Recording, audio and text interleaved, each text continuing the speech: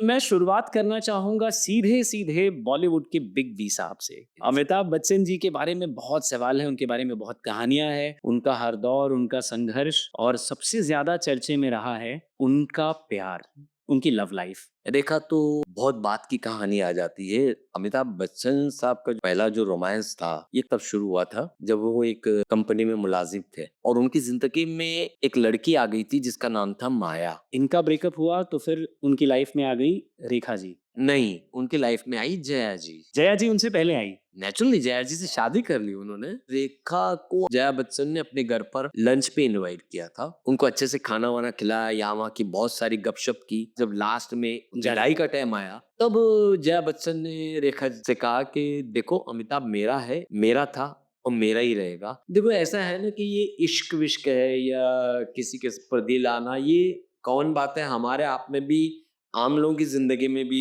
प्यार होता है, ब्रेकअप होता है, उसके बारे में ज्यादा लोग चर्चा इसके लिए नहीं करते कि वो सेलिब्रिटी नहीं है। और यहाँ सेलिब्रिटी अगर किसी के हंस से भी बात कर ले तो लोग कभी कभी उसको प्यार मान लेते हैं। सर पन्ने ज़रा और पलटते हैं और पीछे जाते हैं गोल्डन एरा में। अगर हम दिलीप साहब का ज़िक्र ना करें तो कहानी अधूरी रह जाएगी। और दिलीप साहब की कहानी में भी एक बड़ा अहम चैप्टर है मधुबाला जी का। इनके बीच जो रोड़ा जो अटका था प्यार के बीच में, वो हर कहानी में होता है। कोई ना कोई विलन आ जाता है। तो Attaullah Khan was very positive about Madhubala. उनके जो डैडी थे दिलीप कुमार को वो हिट करते थे, लेकिन दिलीप कुमार भी अपने आप के बादशाह थे। मुगले आजम के स्टेज पर निरंजन पाल को पैसे दे के रखे थे कि तुम अत्ताउल्ला खान के साथ ताश खेलो तो मैं मधुबाला से मैं मिल सकूं।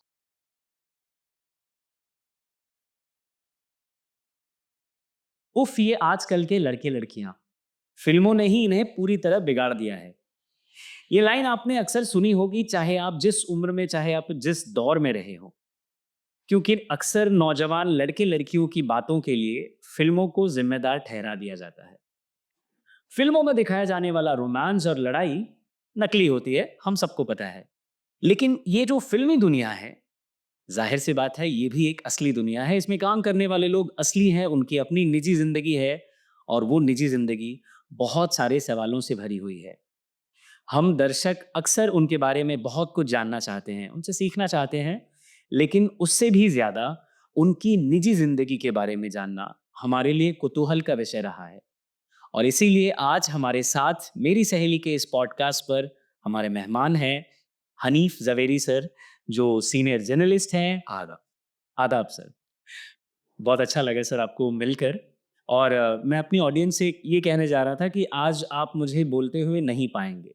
आज आप मुझे सिर्फ़ सुनते हुए पाएँगे, क्योंकि आज हम जहाँ तक मुझे अ, उम्मीदें हैं कि आपसे कि बहुत सारी कहानियाँ, बहुत सारे किस्से, बहुत सारे राज़ आने वाले हैं। सो मैं शुरुआत करना चाहूँगा सीधे-सीधे बॉलीवुड के बिग बी साहब से। Okay okay okay. Amitabh Bachchan ji के बारे में बहुत सवाल हैं, उनके बारे में बहुत कहानियाँ हैं। उनका हर दौर, उनका संघर्ष और सबसे ज़्यादा चर्चे में रहा है उनका प्यार, उनकी लव लाइफ़। क्योंकि आज भी हम रेखा जी को, मैं नाम ले रहा हूँ बड़ी हिम्मत के साथ और बड़े अदब के साथ, कि आज भी हम रेखा जी को कई मौकों पर ये कबूल करते देखते हैं कि उनके और अमिताभ बच्चन जी के संबंध बहुत अच्छे थे या उनका उनके बीच प्यार था। तो ये जो स्टोरी है सर, क्या है इसका बैकग्राउंड? देखा तो बहुत बात की कहानी आ जाती है। अमिताभ बच्चन साहब का जो पहला जो रोमांस था, ये कलकत्ता में तब शुरू हुआ था, जब वो एक कंपनी में मुलाज़िम थे। मेरे ख़्याल से उस ज़माने में उनकी कुछ 250-300 रुपया तनख्वाह हुआ करती थी और उनकी ज़िंदगी में एक लड़की आ गई थी जिसका नाम था माया और ये ब्रिटिश एयरवेज़ में काम कर रही थी ये बच्ची। तो अमिताभ बच्चन भी उसको बहुत चाहते थे, वो भी अमिताभ बच्चन को बहुत चाहती थी और दोनों का मिलना-जुलना लगा रहा। इसके बाद जब अमिताभ बच्चन स्ट्रगल करने के लिए बॉम्बे आए, तो सबसे पहले उन्होंने निरुपमा करके एक मैडम थी, जो तेजी बच्चन जी की खास फ्रेंड थी और उनका एक बंगलो हुआ करता था जूहू 7th रोड पर। तो उस बंगले में अमिताभ बच्चन ने पनाह ली थी और वहाँ से वो स्ट्रगल करते थे। तो ये माया जो थी, वो उनसे मिलने के लिए उस बंगले में भी आती थी। अब हुआ ये कि जब माया वहाँ आने लगी तो अमिताभ बच्चन को इस बात का डर हो गया कि अब मेरी मम्मी तेजी तक ये बात पहुंच जाएंगी, क्योंकि निरुपमा जी वहां रहती है। तो उन्होंने उस जगह को छोड़ने का फैसला किया। अब चूंकि वो सात हिंदुस्तानी में अनवर अली के साथ काम कर रहे थे, जो महमूद के भाई है, तो उन्होंने ये समस्या अनवर अली को भी बताई, और अनवर अली ये जानते भी थे, माया को भी मिल चुके थे, जलाल आगा साहब मिल चुके थे। तो अनवर अली ने महमूद साहब के घर पर अमिताभ तो बच्चन ये को, बात सात हिंदुस्तानी से पहले की है, ये सात हिंदुस्तानी के दौरान। ये बात की है, मतलब और ड्यूरिंग द बेकिंग ऑफ सात हिंदुस्तानी के दौरान की है, क्योंकि महमूद साहब ने अपने बंगला पैराडाइज को पूरा डेमोलाइज करके 8 अपार्टमेंट्स की एक बिल्डिंग बनाई थी, क्योंकि ये लोग 8 भाई-बहन थे। तो महमूद साहब ने हर भाई-बहन को एक-एक फ्लैट दिया था, रहना खाना-पीना सब साथ में था, लेकिन इन्होंने एक सेपरेशन थोड़ा-सा दिया था। तो अनवर अली साहब जो थे वो फर्स्ट फ्लोर पे रहते थे, महमूद साहब जो थे वो थर्ड फ्लोर पे रहते थे। तो अनवर अली ने दोस्ती में अमिताभ बच्चन को अपने फ्लैट में पनाह दी थी, और ये बात महमूद साहब को पता होगी, लेकिन he was close to Anwar Ali. जैसे बताया जाता है कि महमूद साहब सेकेंडरी आते, पहले नहीं थे। ओके। तो ये इनका, मैं यही कह रहा था कि माया के साथ इनका बहुत रोमांस चला, और शादी तक भी बात पहुंचती थी, लेकिन वो स्ट्रगल ही कर रहे थे इसके लिए, वो बात बन नहीं पा रही थी। तो इनकी पहली जो गर्लफ्रेंड थी वो माया थी। वाओ! सर ये नाम तो शायद ही हमने कहीं सुना होगा, क्योंकि हमने उनका नाम फ़िल्मी एक्ट्रेसेस के साथ बहुत सुना है, उनका नाम जुड़ा है। माया, और ये भी उस वक़्त की बात है जब अमिताभ बच्चन जी एकदम नौजवान हुआ करते थे, बिल्कुल बिल्कुल और वो इतने रोमांटिक आदमी हैं, इतने खूबसूरत इंसान हैं, तो आई एम श्योर बात आगे बढ़ी होगी या नहीं बढ़ी? जैसा कि आपने ज़िक्र किया कि वो स्ट्रगल कर रहे थे इसलिए नहीं हो पाया, तो फिर? नहीं, लेकिन थोड़ा-सा दोनों की नेचर्स में काफ़ी डिफरेंट था। उस ज़माने में अमिताभ बच्चन जो थे बहुत शर्मीले थे, और माया जो थी वो बहुत तेज़ तर्रार थी, क्योंकि ये चीज़ें जो है माया ये देखती भी नहीं थी कि उनके दोस्त है, वो कुछ कुछ भी जो भी आया वो बोल देती थी, उनको झाड़ भी देती थी। और ये चीज़ जो है अनवर अली और जो उनके जो करीबी दोस्त थे जलाल आगा साहब, ये इनको ये अच्छा नहीं लग रहा था, और कहीं न कहीं अमिताभ बच्चन भी नर्वस हो रहे थे। तो एक बार जैसे अनवर अली साहब ने मुझे बताया कि गोवा में जब ये लोग शूटिंग कर रहे थे सात हिंदुस्तानी की, तब उन्होंने बताया कि मैं एक दोस्त के खातिर बोलता हूँ कि माया के साथ तुम्हारा ज़िंदगी नहीं बीत पाएगी। क्योंकि बच्चन फैमिली में उनका फिट होना भी बहुत मुश्किल है, और आपके लिए जैसे-जैसे आगे जाएगा वैसे-वैसे प्रॉब्लम्स बढ़ेगी। और अमिताभ बच्चन को भी ऐसा लगा था कि ये चीज़ जो है वो मैच नहीं हो रही है, नेचर वाइज़ बोलो या जैसे भी बोलो। बिल्कुल। तो उन्होंने भी फिर माया से कन्नी काटनी शुरू कर दी, और धीरे-धीरे दोनों में ब्रेकअप, एक तरह से ब्रेकअप ही हो गया, और दोनों अपने-अपने रास्ते अलग-अलग चुन लिए। ओह! ज़ाहिर-सी बात है, हरिवंश राय बच्चन जी का परिवार, और फिर सर इनका ब्रेकअप हुआ तो फिर उनकी लाइफ़ में आ गई रेखा जी। नहीं, उनकी लाइफ में आई जया जी। अच्छा, जया जी उनसे पहले आई। नेचुरली जया जी से शादी कर ली उन्होंने। बिल्कुल। नहीं, क्योंकि दोनों ही एक ही टाइम की एक्ट्रेसेस थी, और ज़ाहिर-सी बात है ये सिलसिला और उस इसके सेट पर जो कहानियाँ बनी, आपने सिलसिला-विलसिला बहुत बाद की बात है। हुआ ये कि बच्चन साहब को साइन किया था ऋषिकेश मुखर्जी ने to play a main lead opposite Jaya Bachchan in film Guddi. Okay. तो गुड्डी जब स्टार्ट हुई, तो फिर स्टार्ट होने के साथ ही अमिताभ बच्चन को रिप्लेस कर दिया गया, बिकॉज़ उनकी फ़िल्में कुछ फ्लॉप भी हो गई थी, और कुछ प्रोड्यूसर को भी लगा कि ये मिसफिट होएगी कास्टिंग। हुँ। इससे पहले जया बच्चन ये गुड्डी के सेट पे तो ये लोग मिले, तो अमिताभ बच्चन ने फिर गुड्डी में बहुत छोटा सा रोल किया था, उनकी जगह आ गए थे सुमित भांजा करके कोई एक्टर थे बंगाल के, उनको लेकर के ये फिल्म गुड्डी शुरू हुई। लेकिन यहाँ पर इनका जो था ना वो एक इंट्रोडक्शन था because of Rishikesh Mukherjee. Actually इनमें जो प्यार हुआ ना वो बी आर इशारा की फिल्म एक नजर के सेट पे हुआ। दोनों साथ में काम कर रहे थे, और ये जया बच्चन और अमिताभ बच्चन की पहली फिल्म थी जो लोग साथ में काम कर रहे थे। तो इस पिक्चर के दौरान इन लोगों को प्यार हुआ, और इनके प्यार की वजह से जया बच्चन ने इनको काफी सपोर्ट किया। जहाँ तक मेरा ख़्याल है कि इस फ़िल्म ज़ंजीर में भी कोई हीरोइन अमिताभ बच्चन के साथ काम करने को तैयार नहीं थी, बिकॉज़ जया बच्चन उनके प्यार में थी और उन्होंने कहा कि नहीं, आप अमिताभ बच्चन को लो, मैं काम करूँगी। इसकी वजह से जया बच्चन और अमिताभ बच्चन का जो पैर है ज़ंजीर में फिट हुआ और इस तरीके से मामला आगे बढ़ा। और मैं आपको एक बात और भी बता दूँ, एक फ़िल्म बन रही थी दुनिया का मेला। तो वो पिक्चर में रेखा को साइन करने के लिए जया बच्चन को, रेखा और जया जी जो थी वो फ्रेंड्स थी। अब क्यों फ्रेंड्स थी मैं आपको बताता हूँ। जब जया बच्चन पूना इंस्टीट्यूट से बॉम्बे आई तो वो किराए का मकान ढूंढ रही थी। तो असरानी साहब जो थे वो जू बीच पर एक आज भी असरानी जी वहीं रहते हैं। नहीं रहते हैं। तो असरानी साहब ने उनको किराए पर एक फ्लैट जया बच्चन को दिलवाया था, जो जया बच्चन फर्स्ट फ्लोर पे रहती थी। और उसी बिल्डिंग में रेखा जो है वो भी किराए पे रहती थी, क्योंकि वो मद्रास से आती जाती थी जी। आफ्टर सावन भादो। तो उनको एक ऐसा जगह चाहिए थी जो किराए पे हो, तो वो बिल्डिंग में एक साथ रहने की वजह से दोनों में दोस्ती हो गई थी। तो जया बच्चन के कहने पर रेखा ने दुनिया का मेला में काम करना मंजूर किया, क्योंकि इनका अच्छा। अफेयर चल रहा था। और ये और बात है कि फिर दुनिया का मेला से अमिताभ बच्चन को निकाल दिया गया और उनकी जगह संजय खान आ गए। तो इस तरीके से इन लोगों ने बहुत अच्छी थी। और बल्कि ये अनवर अली का तो ये भी कहना है, जो उन्होंने मेरी पहली किताब में भी बताया है, कि एक ऐसा भी पीरियड था कि अनवर अली गाड़ी लेके निकलते थे और जया बच्चन और अमिताभ बच्चन उस गाड़ी में सफर करते थे, उसमें रेखा भी हुआ करती थी। रेखा अमिताभ बच्चन और जया के बीच का एक, समझो कि एक सूत्र बन गई थी प्यार में। मतलब इतना अच्छा रिलेशंस होता था उनका। मैं इमेजिन कर पा रहा हूँ, एक गाड़ी में बैठे हैं। हाँ, वाओ!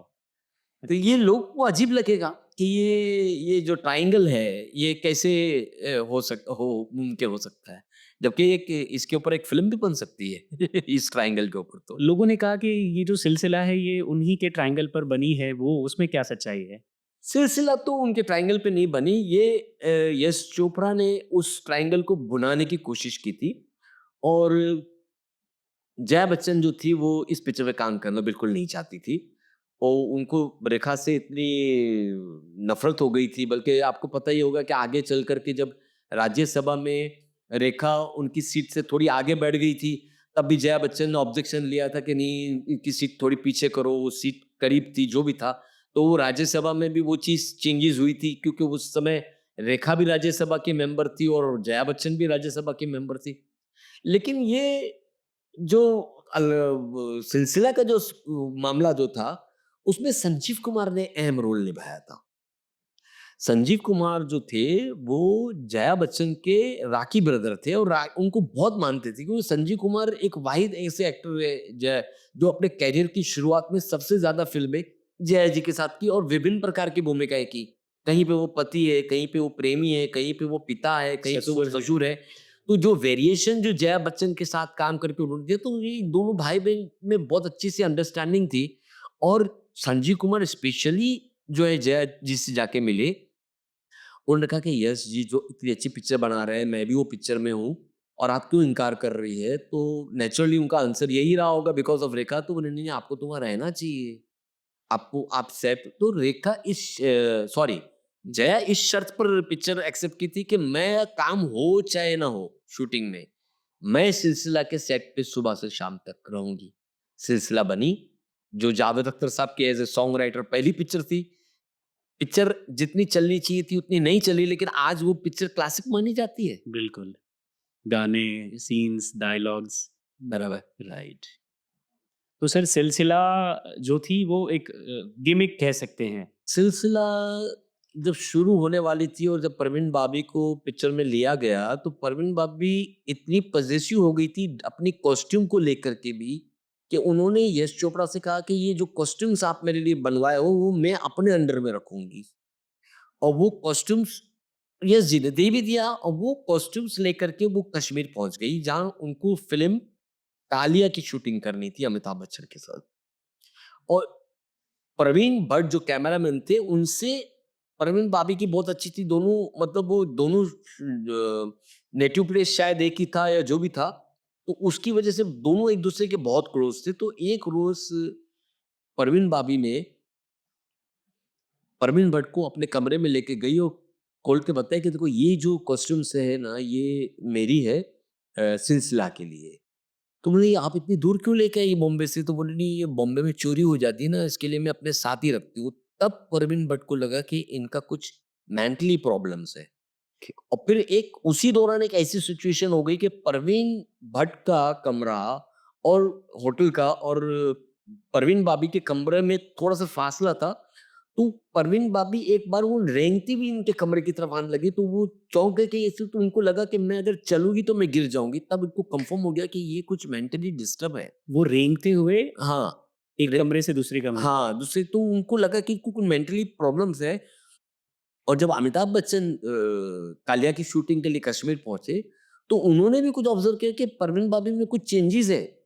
तो उन्होंने इमीडिएटली यश चोपड़ा को फोन किया कि बाबा आप इधर कश्मीर आ जाओ, अपनी इतनी बड़ी पिक्चर शुरू होने वाली है सिलसिला, इसमें कुछ गड़बड़ है। यश चोपड़ा गए वहां कश्मीर में कालिया की शूटिंग पर और ऑब्जर्व किया, तो परवीन बाबी के जो गाल जो थे वो सूजे हुए थे, जैसे आदमी बहुत शराब पी के जो उसका चेहरे पे जो चीज आ जाती वो आ रही थी, जो सिलसिला के कैरेक्टर से मैच नहीं खा रही थी। और फिर इनकी मेंटली प्रॉब्लम को लेके भी थोड़े से चिंतित हो गए कि ये अगर मामला थोड़ा बढ़ गया तो इतनी बड़ी पिक्चर लटक जाएंगी। बिल्कुल। तो इन्होंने तय कर लिया कि परवीन बाबू को फिल्म से निकाल देना है। तो ये गए, यश चोपड़ा साहब परवीन बाबी से कहा कि भाई स्क्रिप्ट में इतनी चेंजेस हो गई है कि अभी आपका रोल जो है बहुत छोटा हो गया है और मैं इतने छोटे रोल में आपको ले नहीं सकता, तो आपको मैं सिलसिला से अलग कर रहा हूँ, लेकिन हम आपके साथ अगली पिक्चर एक फुल फ्लेज बनाएंगे। एक बहाना करके उनको पिक्चर से अलग किया। अलग कर दिया, लेकिन ये जो है परवीन बाबी के दिमाग पे ज्यादा असर कर गया। उनको ये लगा कि ये जो पूरी गेम जो हुई है मुझे पिक्चर से आउट करने की, वो अमिताभ बच्चन ने की है। जबकि अमिताभ बच्चन ने अगर की भी है तो पिक्चर की बेनिफिट के लिए की है, क्योंकि ये एक एक ऐसा प्रॉब्लम था जो किसी के बस में नहीं था सॉल्व सॉल्व करना। करना, राइट। अब हुआ ये कि परवीन बाबी जब आउट हो गई तो उनकी जो दूसरी हीरोइन जो थी शीला पाटिल, पाटिल। उनको भी अलग करके फिर रेखा को पिक्चर में लिया गया।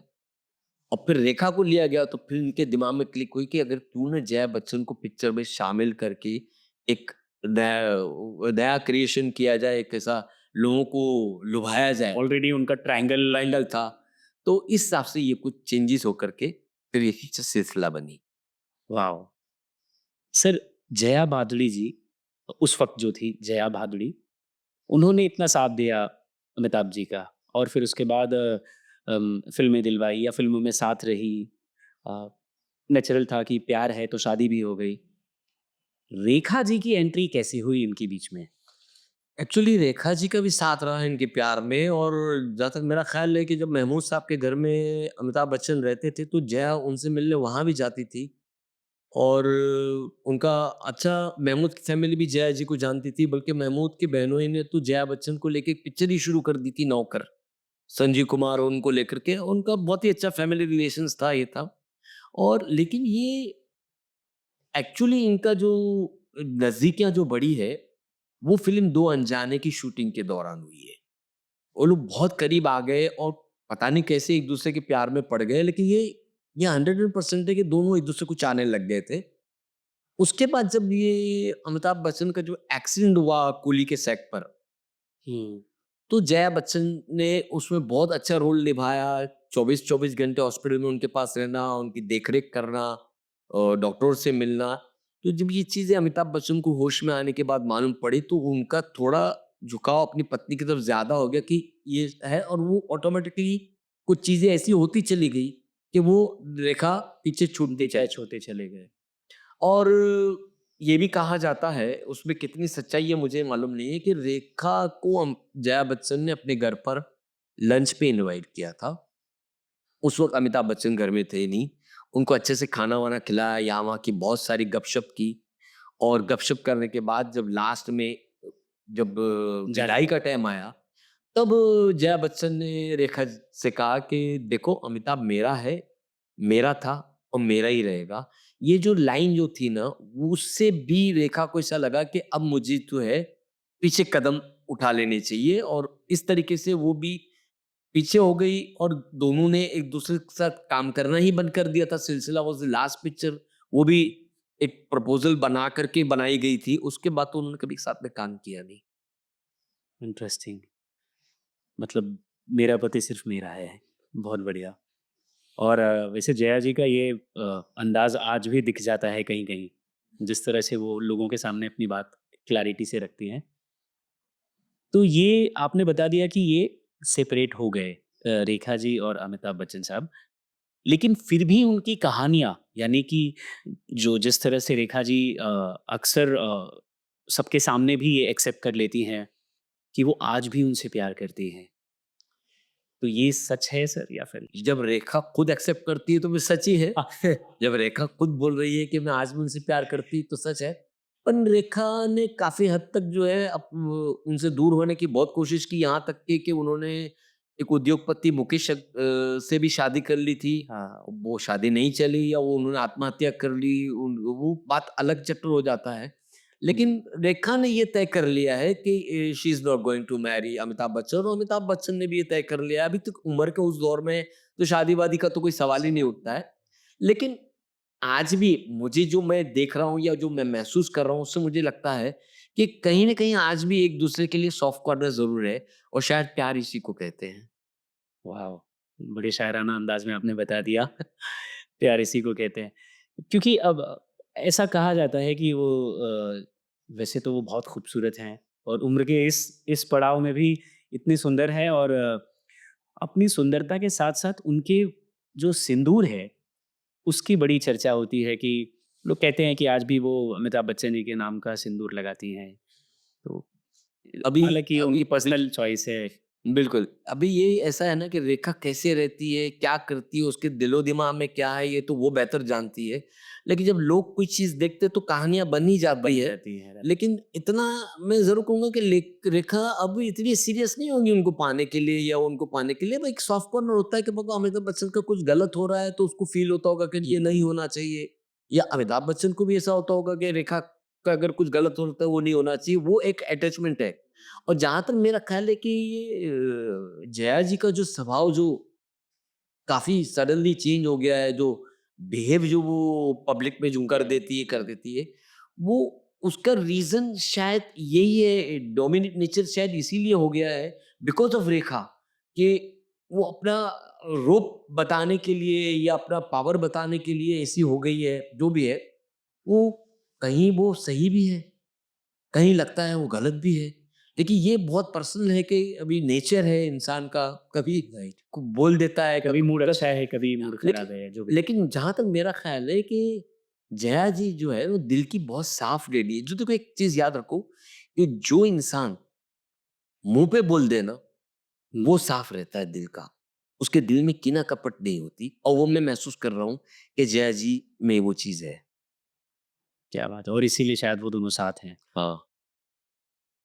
वाक़ई आपने जो मेंशन किया सर कि 2 लोगों के बीच अगर कभी प्यार रहा हो तो वो ताउम्र रहता है, दिल के किसी कोने में थोड़ा-सा ही सही लेकिन वो एक दूसरे का भला सोचना या एक दूसरे के बारे में अच्छा सोचना वो बना रहता है। लेकिन एक किस्सा है कि बच्चन साहब भी रेखा जी को और प्लेटफ़ॉर्म्स पर प्रमोट किया करते थे। ये कितना सच है सर? ये बिल्कुल सच है, ऐसी बात नहीं है। और देखो आप किसी को बहुत दिलो-जान से चाहते हैं तो आप उसके लिए कुछ करना सारे चाहिए। लॉ तोड़ दोगे, कि तभी तो कहा जाता है ना कि everything is fair in love and war. वाह! तो ऐसा होता है, और ये दबी ज़बान मैंने ये भी सुना है कि उमराव जान पिक्चर के लिए जो नेशनल अवार्ड रेखा जी को दिया गया, एक्चुअली उसकी हकदार रेखा नहीं थी। शशि कपूर साहब की वाइफ जेनिफर कपूर थी फॉर 36 चौरंगी लहरी। लेकिन ये ऐसा कहा जाता है कि अमिताभ बच्चन ने अपने पावर का यूज़ करके ओके। रेखा जी को उमराव जान का अवार्ड दिलाया। तो क्या वो उस ऐसा दौर में कहा भी जाता है। सर उस दौर में भी वो इतने ही पावरफुल थे? हाँ, नेचुरली और जो आदमी सुपरस्टार थे। जिस आदमी का डायरेक्ट कनेक्शन इंडिया के प्राइम मिनिस्टर से फैमिली जैसा होगा, उसका पावर तो होगा ही ना, बिल्कुल। उसका तो पावर होगा ही ना। तो ये बात इसलिए भी जस्टिफाई कर रही है क्योंकि शशि कपूर ने मुझे अपने एक इंटरव्यू में ये बात कही थी, और उन्होंने कहा था कि जब 1986 में न्यू दिल्ली टाइम्स के लिए जब उनको नेशनल अवार्ड मिला, तो वो ये प्रोटेस्ट करने के लिए काले कपड़े पहन के, काली रिबन बाँध के अवार्ड लिया था। ये उनको यही था कि ये अवार्ड जो था मेरी वाइफ़ का था, और मेरी वाइफ को नहीं मिला था, वो उनको दुःख था इस बात का। मेरा दावा है कि अब लोग इस पॉडकास्ट को पॉज़ करके 1986 के नेशनल अवार्ड में शशि कपूर जी को काले कपड़े में देखना ज़रूर चाहेंगे। और शशि कपूर जो थे ना, वो बहुत ही फ्रेंडली इंसान थे, मेरे बहुत अच्छे दोस्तों में से थे। वो खुलकर बात करते थे, कभी-कभी बोल भी देते थे, "ये यार तू जर्नलिस्ट है, लेकिन ये लिखना-विखना नहीं यार।" ऐसा उनका स्टाइल था। वो बोल भी देते थे, बट प्यारे इंसान थे। मैं कितने स्टार्स के साथ मैंने इंटरव्यू किया, मैं शशि कपूर साहब को तो बहुत मिस करता हूँ, क्योंकि एवरी संडे मेरा उनका मिलना-जुलना होता था उनके घर पर। वो मुझे बुला लेते थे कि यार टाइम पास करना है, अगर फ्री है तो आ जा। हम बैठे रहते थे, गपशप होती थी, मज़ा आता था। वाओ! मैं इमेजिन कर पा रहा हूँ बस। जी। अच्छा सर, ये तो उनकी लव लाइफ थी। रेखा जी और जया जी के अलावा यानी उनके बाद भी कोई नाम अमिताभ बच्चन जी से जुड़ा? रेखा जी से पहले नाम जुड़ा है, और वो भी एक जुड़ा है, इसमें मेरे ख्याल से वो शक है, जो भी है। जब मिस्टर बच्चन महमूद साहब के अपार्टमेंट्स में रहते थे अनवर अली के साथ, तब अनवर अली जो है अपनी सिस्टर जुबैदा को उनकी देख रेख का काम सौंपा था कि भाई इनके लिए फ्रूट्स लेके आना, इनका ध्यान रखना, इनका ये करना। तो जुबैदा मैरिड थी, लेकिन जुबैदा और बच्चन काफी क्लोज होने लगे थे। तो महमूद साहब को लगा कि कहीं कुछ इनमें कुछ खिचड़ी तो नहीं पक रही है। तो उसकी वजह से महमूद साहब ने जो है वो बच्चन साहब को एक अल्टीमेटम दे दिया, और बच्चन साहब ने वो पैराडाइज जो बिल्डिंग थी जहाँ वो रहते थे। छोड़ दिए। और जो बच्चन साहब चले गए फिर मंगल बंगलो में। और मंगल बंगलो जो था, वो भी किराए पे लिया था जो भी था। वो बंगलो भी जुबैदा ने उनका वो सेटिंग करवाई थी वहाँ पर। क्या, और जुबैदा तो पाकिस्तान में शादी करके बस गई थी। और फिर ये ये बात बात कन आई गई होगी, और लोगों को मालूम भी नहीं है कि ये वाक़ई में प्यार था या एक शक था, या ये तो ऊपर वाला बेहतर जाने। या बस एक सपोर्ट था। हाँ, हुँ, ये जुबैदा के बाद जो था वो रेखा जी का चैप्टर वो है। चैप्टर आया था। और जुबैदा से पहले जो जया का जो था, जया ने तो बहुत सपोर्ट किया। एक ऐसा भी पीरियड था कि अमिताभ बच्चन को फ़िल्मों की ज़रूरत थी, और अमिताभ बच्चन को बी आर चोपड़ा ने फ़िल्म धुंध के लिए साइन किया था। तो धुंध में जो संजय खान ने जो रोल किया वो अमिताभ बच्चन करने वाले थे। पर जया जी का पूना फ़िल्म इंस्टीट्यूट के ज़माने से डैनी के साथ कुछ प्रॉब्लम था, और डैनी उस पिक्चर में विलन थे।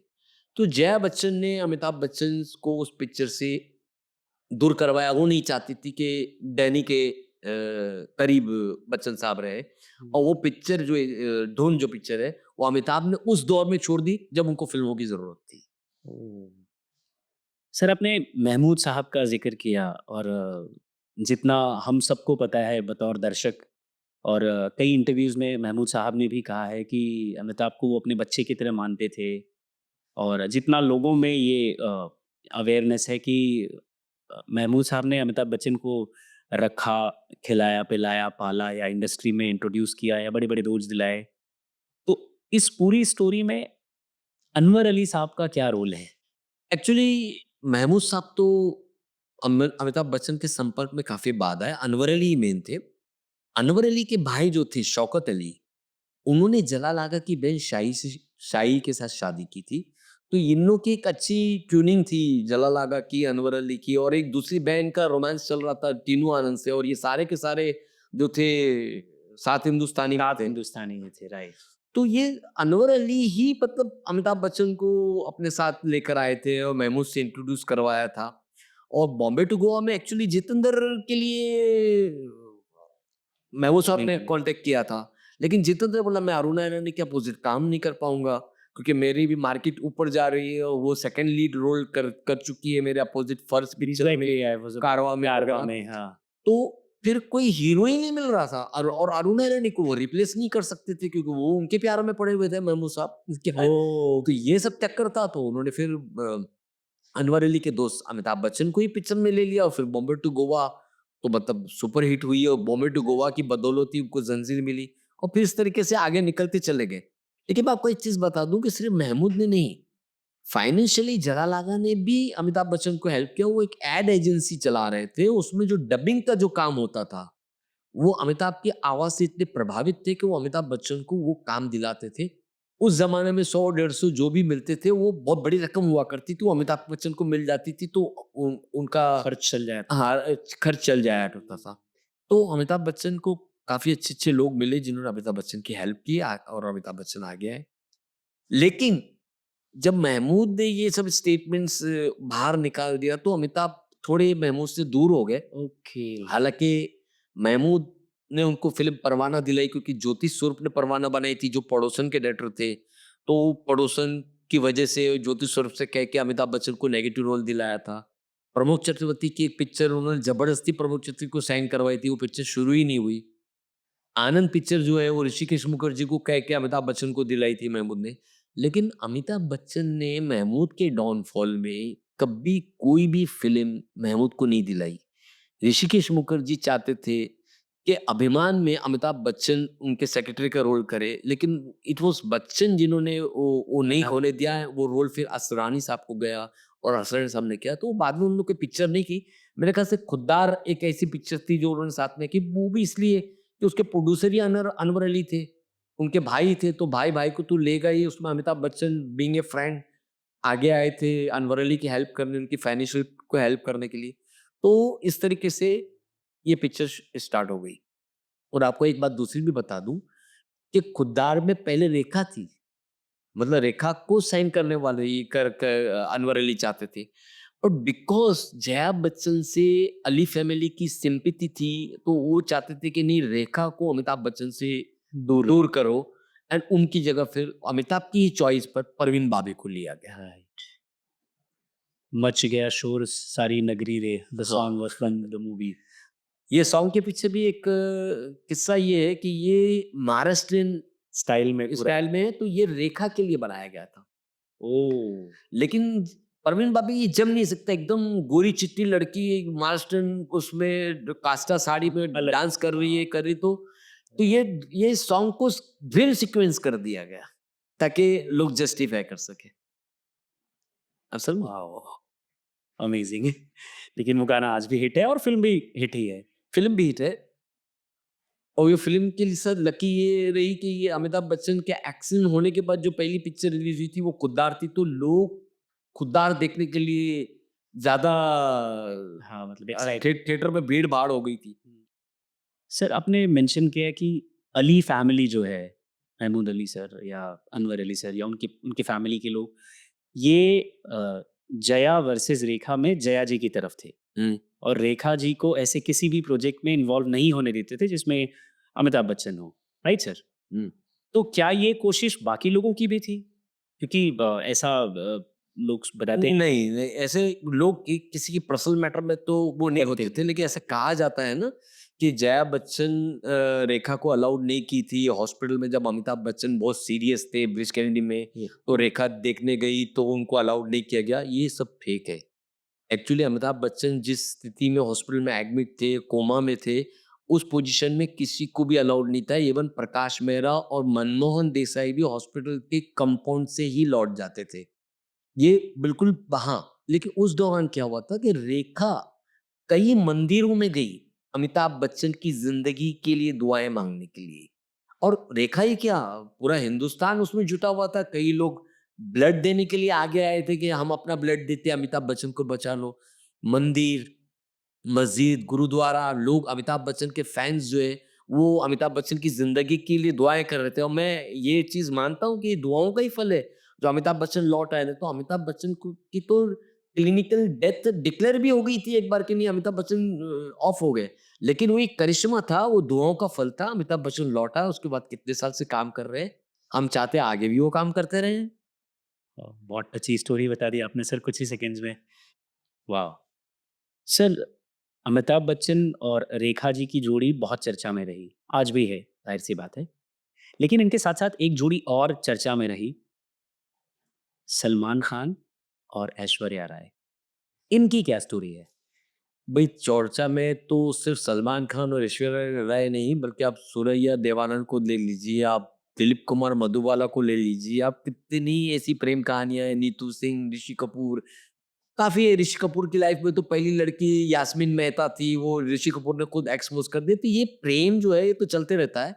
और हाँ, जहाँ तक सलमान और ऐश्वर्या राय की बात है, तो दोनों इस प्यार में सीरियस थे और दोनों चाहते थे कि ये हो जाए, पर चूंकि सलमान खान पर थोड़ा सा लेबल एक दूसरी हीरोइनों का लगा हुआ था, सोमी अली, संगीता बिजलानी उनकी गर्लफ्रेंड्स के रूप में, तो ये बात को देख करके ऐश्वर्या राय के पेरेंट्स जो थे वो सलमान खान से इतने खुश नहीं थे। उनको लगता था कि शायद हमारी बेटी के साथ फ्लर्ट कर रहा है। और दूसरा ये हो गया कि सलमान खान चाहते थे कि जल्दी से शादी हो जाए, तो ऐश्वर्या राय उस मकान पे थी कि इतनी जल्दी शादी करके वो सेटल होना नहीं चाहती थी। तो वहाँ उन दोनों में थोड़ा-सा रिफ्ट आया था। फिर एक रोज़ सलमान खान जो है, वो रात में जाकर के उनकी बिल्डिंग में जाकर के उनके दरवाज़े को ज़ोर-ज़ोर से खटखटाया और ड्रामा क्रिएट कर दिया, जिसकी वज़ह से उसके पड़ोसियों ने भी उनके खिलाफ इंटरव्यूज़ दिए और पेपरों में आया। तो ये चीज़ें ऐश्वर्या राय को बहुत खली और उनको लगा कि ये मेरे लिए ठीक नहीं होगा, और वो खुद ही इससे बैकआउट हो गई। इसके बाद ऐश्वर्या राय की ज़िंदगी में बताया जाता है कि विवेक ओबरॉय ये टोटल फेक है। अच्छा, फेक हैं। फेक है। मैं आपको बता दूँ कि ऐश्वर्या राय को कुछ फ्रैक्चर हो गया था, तो ये विवेक ओबरॉय उनको हेल्प करने के लिए हॉस्पिटल लेके जाना, उनकी व्हीलचेयर को पुल करना, ये करना, और विवेक इसको भुनाना चाहते थे।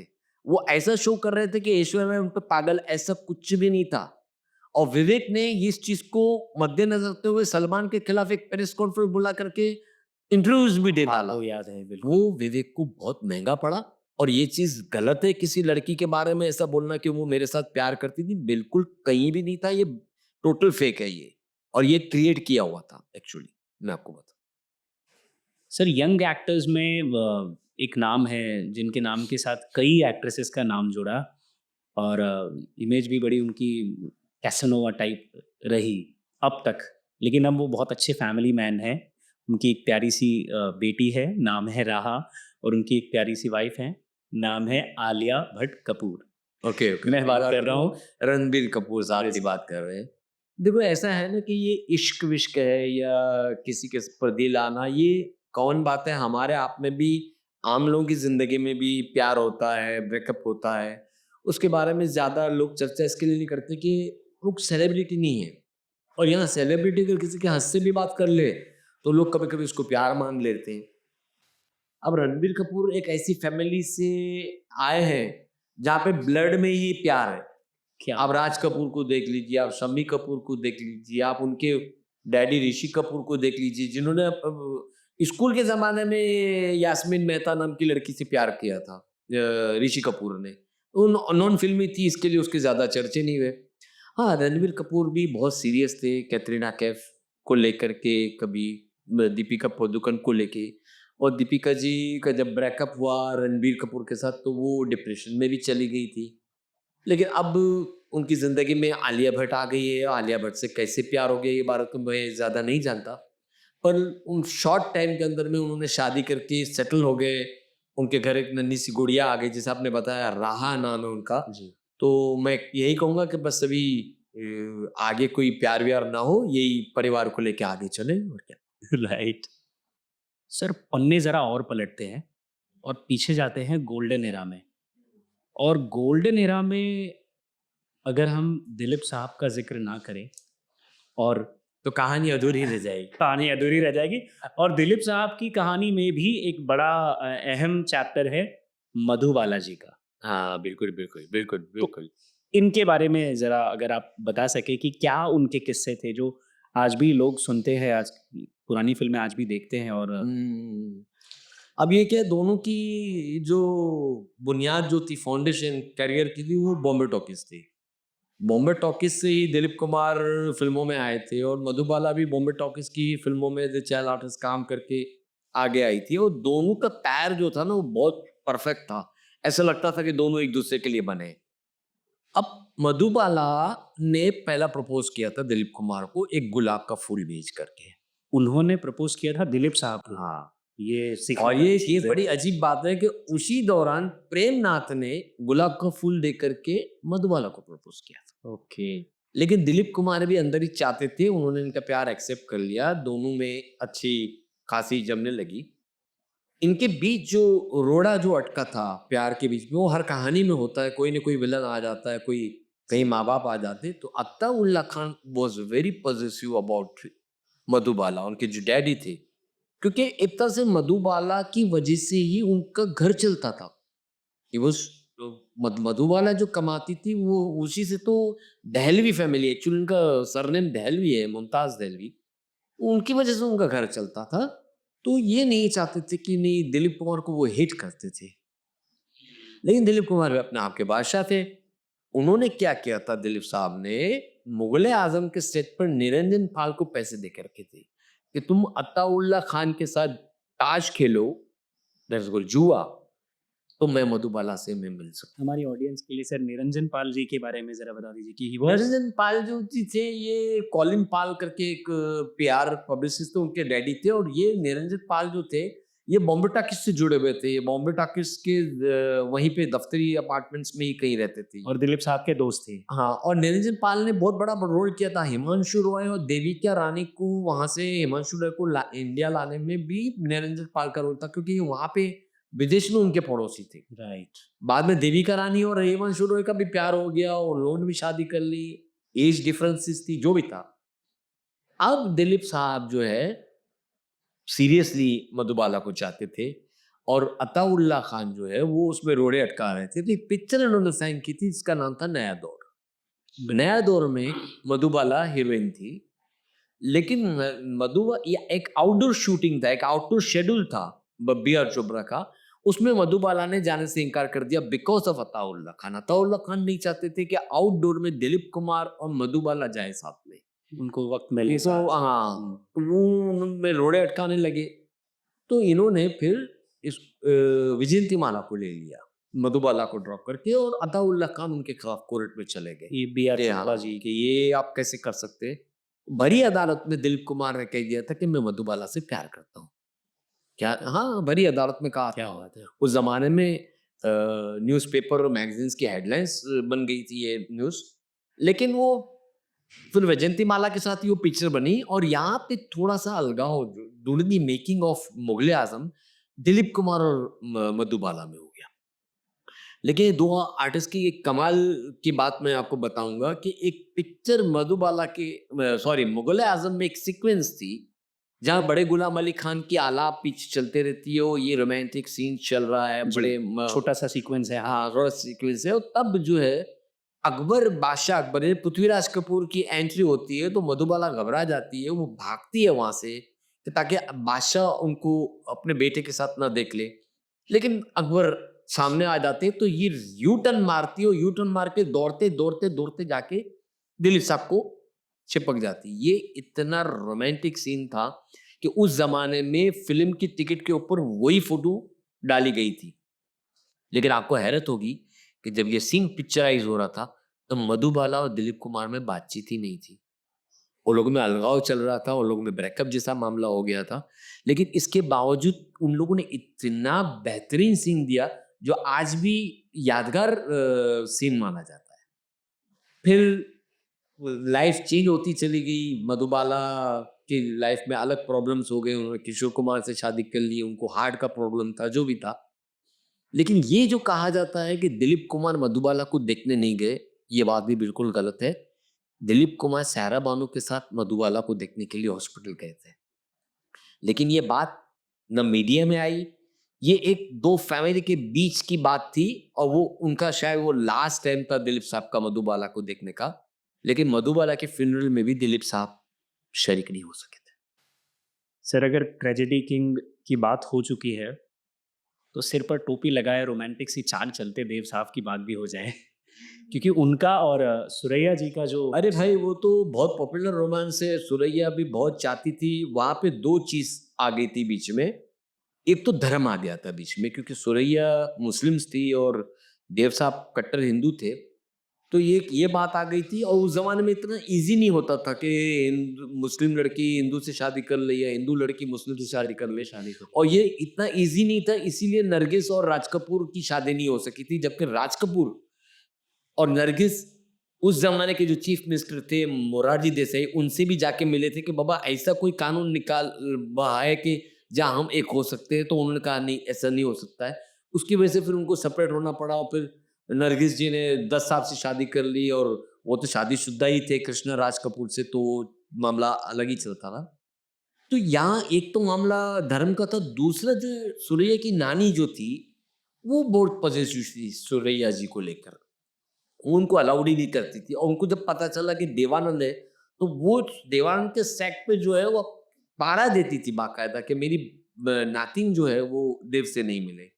तो ये नानी की वजह से ये रिश्ता हो नहीं सका और फिर बाद में देव साहब ने कल्पना कार्तिक जी से शादी कर ली। उनकी एक अलग गृहस्थी हो गई, वहाँ बच्चे-वच्चे हुए।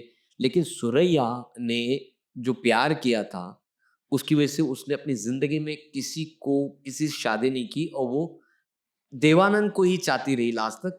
ये और बात है कि उनके अंतिम संस्कार में देव साहब शरीक नहीं हो सके। शायद इसलिए ये भी बताया जाता है कि वो बॉम्बे में नहीं थे। पर इनका जो रोमांस था वो भी अपने दौर में बहुत ज़बरदस्त हुआ था।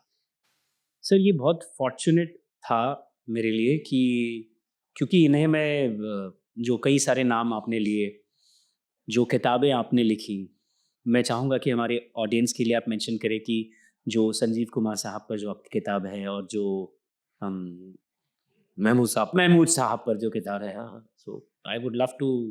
महमूद साहब के ऐसा है कि मुझे ऑथर ही महमूद साहब ने बनाया था। क्या I was very close to Mahmood साहब because I was journalist and एक जर्नलिस्ट का और जो एक आर्टिस्ट का रिश्ता होता है वो मेरे उनके बीच कायम हो गया था। तो उन्होंने मुझे ऑफ़र किया था कि आप मेरे लिए किताब लिखें, तो फर्स्ट टाइम मैंने उन पे किताब लिखी और वो थी ऑथराइज़्ड बायोग्राफी थी। उसमें उन्होंने हर चीज़ कन्फेस कर दी। किताब का नाम था Mahmood the man of many woods. उन्होंने अपनी गलतियाँ भी बताई उसमें। मतलब he was such a wonderful man कि उन्होंने कोई चीज़ छुपाई नहीं।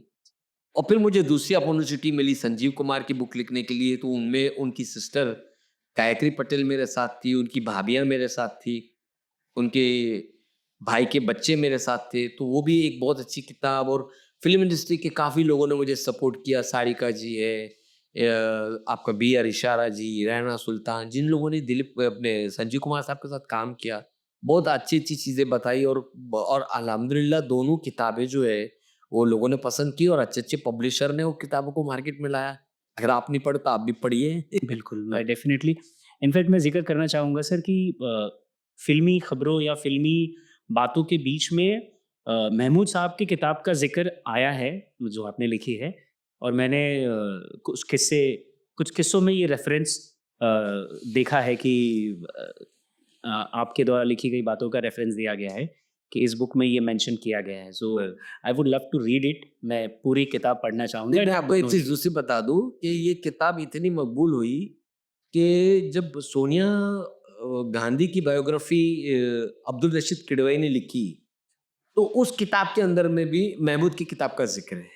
बिकॉज़ राजीव गांधी जो है, वो महमूद से मिलने चले गए थे क्योंकि अमिताभ बच्चन के बचपन के दोस्त थे। बिल्कुल। अमिताभ बच्चन वहीं रहते थे। तो हुँ। अमिताभ बच्चन एक दिन राजीव गांधी को लेकर के महमूद साहब के पास चले गए और उन दिनों महमूद जो है वो ड्रग्स का इस्तेमाल करते थे, मैन ड्रग्स वगैरह कुछ खाते थे। तो महमूद ठीक होश में नहीं थे और राजीव गांधी सामने आके खड़े रह गए, तो उन्होंने अमिताभ से कहा कि तुम्हारा दोस्त जो है वो तुमसे ज़्यादा हैंडसम है और ये रखो पैसे एज़ अ साइनिंग अमाउंट, मैं अगली पिक्चर इनको लेके बनाऊँगा। अनवर अली बीच में आ गया, अरे भाईजान ये प्राइम मिनिस्टर का लड़का है इंदिरा गांधी जी का और पैसे लाओ वापस, पैसे वापस ले लिए।